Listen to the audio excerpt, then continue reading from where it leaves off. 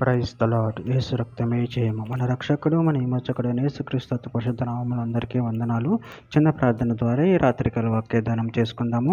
పరిశుద్ధుడ మహాగణుడైన దేవ యేసయ్య సర్వాధికారి నాయన మీకే వేలాది వందనములు కృతజ్ఞత స్తుతి స్తోత్రం చెల్లించుకుంటున్నాను దేవ రాత్రికాల సమయంలో ప్రభు వాక్య భాగం ధ్యానిస్తుండగా వాక్య భాగం మాకు అర్థమవుట్లు సహాయం చేసి మీ కృపలో బలపరిచి మీకు మాదిరిగా మమ్మల్ని నడిపించి మీ చిత్తమును మా జీవితంలో జరిగించమని ఈ చిన్న ప్రార్థన ప్రభు యేసుక్రీస్తు అతి పరిశుద్ధ నామములో అడిగి వేడుకుంటున్నాను తండ్రి. ఆమెన్. కీర్తన గ్రంథం 112వ అధ్యాయం 4వ వచనము. యథార్థవంతులకు చీకటిలో వెలుగు పుట్టును, వారు కటాక్షమును వాత్సల్యతయు నీతియు గలవారు. ఆమెన్. దేవుడి వాక్య భాగం దీవించును గాక.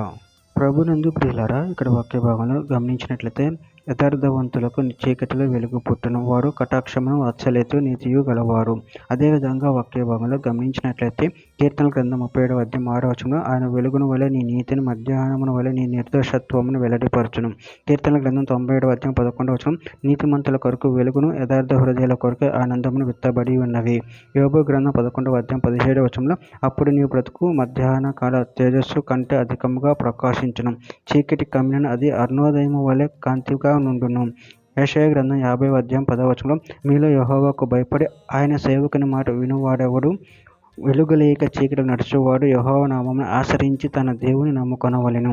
యెషయా గ్రంథం 58వ అధ్యాయం 10వ వచనం ఆశించిన దానిని ఆకలిగొనిన వానికి ఇచ్చి శ్రమ పడిన వానిని తృప్తిపరిచిన యెడల చీకటిలో నీ వెలుగు ప్రకాశించును, అంధకారం నీ మధ్యాహ్నం వలె నుండును.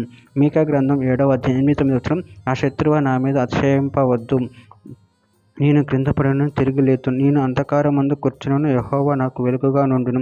నేను యెహోవా దృష్టికి పాపం చేసేదని కనుక ఆయన నా పక్షమును వాద్యమాడి నా పక్షమును న్యాయము తీర్చు వరకు నేను ఆయన కోపాగ్ని సహించును. ఆయన నన్ను వెలుగులోనికి రప్పించును, ఆయన నీతిని నేను చూచెదను. మలాకి గ్రంథం 4వ అధ్యాయం 2వ వచనం అయితే నా నామమందు భయభక్తులు గలవారగు మీకు నీతి సూర్యుడు ఉదయించును, అతని రెక్కల ఆరోగ్యము కలుగ చేయును. కనుక మీరు బయలుదేరి క్రొవ్విన దూడలు గంతులు వేయినట్లు గంతులు వేయుదురు. ఎఫెసీయులకు రాసిన పత్రిక 4వ అధ్యాయం 32వ వచనం ఒకని ఎడల ఒకడు దయ కలిగి కరుణాహృదయులై క్రీస్తునందు దేవుడు మిమ్మును క్షమించిన ప్రకారం మీరును ఒకరినొకరు క్షమించుడి. చివరిగా ఒక మాట, ఎఫెసీయులకు రాసిన పత్రిక 5వ అధ్యాయం 9వ వచనం వెలుగు ఫలము సమస్త విధములైన మంచితనము నీతి సత్యమును వాటిలో కనపడుచున్నది. ఆమె. దేవుడి వాక్య భాగం దీవించిన కాక చిన్న ప్రార్థన చేసుకుందాము.